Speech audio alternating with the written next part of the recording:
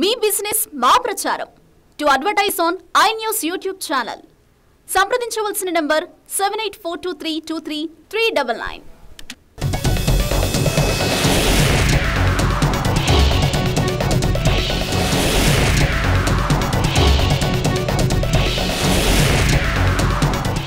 జార్ఖండ్ అసెంబ్లీలో ఉత్కంఠభరితంగా సాగిన బల పరీక్షలో సీఎం చంపై సోరెన్ ప్రభుత్వం నెక్కింది. దీంతో జార్ఖండ్ రాష్ట్రంలో రాజకీయ సంక్షోభానికి తెరపడింది. హేమంత్ సోరెన్ సీఎం పదవికి రాజీనామా చేయడంతో కొత్తగా సీఎం గా ప్రమాణం చేసిన చంపై సోరెన్ తన బల పరీక్ష నిరూపించుకున్నారు.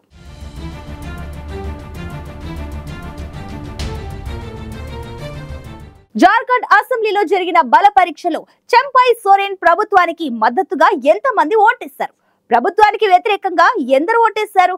జార్ఖండ్ అసెంబ్లీలో జరిగిన విశ్వాస పరీక్షలో చంపై సోరెన్ కు మెజారిటీ సభ్యుల మద్దతు లభించిందా?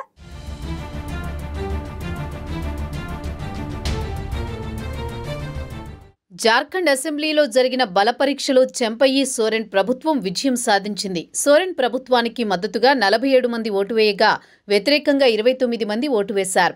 దీంతో విశ్వాస పరీక్షలో జార్ఖండ్లోని చంపై సోరెన్ ప్రభుత్వం నెగ్గింది.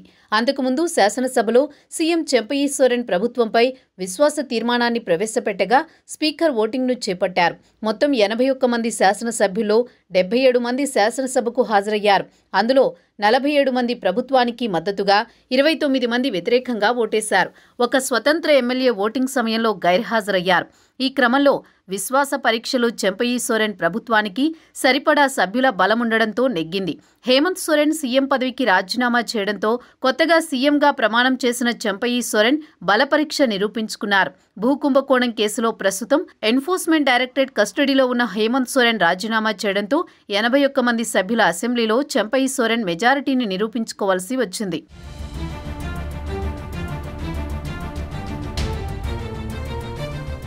అసెంబ్లీలో నిర్వహించిన ఓటింగ్ కంటే ముందు జార్ఖండ్ సీఎం చంపై సోరెన్ విశ్వాస తీర్మానాన్ని అసెంబ్లీలో ప్రవేశపెట్టి చర్చ ప్రారంభించారు.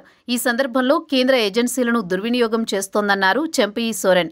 అంతేకాదు రాష్ట్రంలో గిరిజనుల సామర్థ్యాన్ని పెంచుకోవడానికి ప్రయత్నించినప్పుడల్లా వారి నాయకత్వాన్ని అణిచివేస్తున్నారని ధ్వజమెత్తారు. జార్ఖండ్లోని ఏ గ్రామానికి వెళ్లినా ప్రతి ఇంట్లో హేమంత్ సోరెన్ పథకాలు కనిపిస్తాయని వివరించారు. ప్రజాస్వామ్యబద్ధంగా ఎన్నికైన జార్ఖండ్ ప్రభుత్వాన్ని అస్థిరపరిచేందుకు బీజేపీ ప్రయత్నించిందని ఆరోపించారు. హేమంత్ సోరెన్ తప్పుడు కేసుల్లో ఇరికించేందుకు బీజేపీ కేంద్ర ఏజెన్సీలను ఉపయోగిస్తోందని మండిపడ్డారు సీఎం చంపై సోరెన్.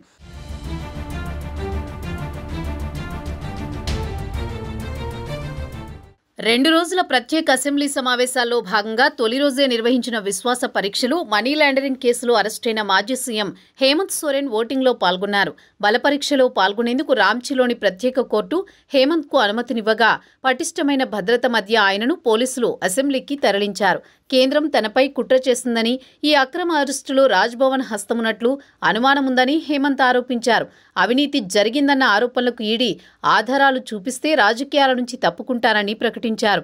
తమను కొందరు అంటరాని వారిలా చూస్తున్నారన్న హేమంత్ ఈ అరెస్టు భారత చరిత్రలో చీకటి అధ్యాయమన్నారు.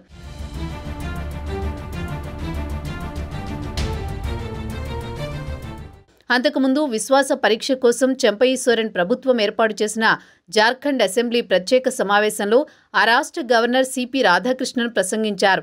జార్ఖండ్ను అవినీతి రహితంగా సంపన్నంగా మార్చడమే తమ కర్తవ్యమని అన్నారు జార్ఖండ్ గవర్నర్ సిపి రాధాకృష్ణన్.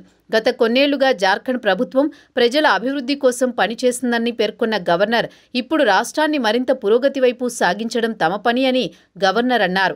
మరోవైపు తాను ప్రసంగిస్తున్న సమయంలో అధికార పార్టీ ఎమ్మెల్యేలు నిరసన వ్యక్తం చేయడంపై అసెంబ్లీ వెలుపల గవర్నర్ సిపి రాధాకృష్ణన్ స్పందించారు. గవర్నర్ ప్రసంగాన్ని అధికార పక్షం సిద్ధం చేసిందని, అయినా తన ప్రసంగం సమయంలో వారే నినాదాలు చేస్తున్నారన్నారు. ఈ ప్రవర్తన వారు మరింత పరిణితి చెందాలని సూచిస్తోందని, తాను తన కర్తవ్యాన్ని నిష్పక్షపాతంగా పూర్తి చేశానని తెలిపారు గవర్నర్.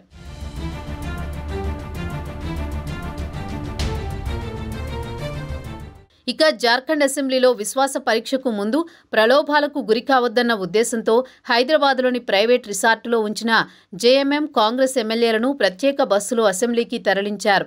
మనీ లాండరింగ్ కేసులో జేఎంఎం అధ్యక్షుడు జార్ఖండ్ మాజీ సీఎం హేమంత్ సోరెన్ను విచారించిన ఈడీ అధికారులు జనవరి 31న ఆయనను అరెస్ట్ చేశారు. ముందుగా హేమంత్ సతీమణి కల్పనా సోరెన్ను సీఎంగా ఎన్నుకుంటారని వార్తలొచ్చినా చివరకు పార్టీ సీనియర్ నేత చెంపయ్య సోరెన్ను ఆ పదవి కట్టబెట్టారు. ఈ క్రమంలో బల నిరూపణ చేసుకోవాలని గవర్నర్ సిపి రాధాకృష్ణన్ సూచించగా విశ్వాస పరీక్ష జరిగింది. ఈ బల పరీక్షలో చెంపయ్య సోరెన్ ప్రభుత్వం నెగ్గింది. ఉత్కంఠ భరితంగా సాగిన జార్ఖండ్ అసెంబ్లీ బల పరీక్షలో సీఎం చెంపయ్య సోరెన్ నెగ్గారు. దీంతో జార్ఖండ్ రాష్ట్రంలో రాజకీయ సంక్షోభానికి తెరపడింది.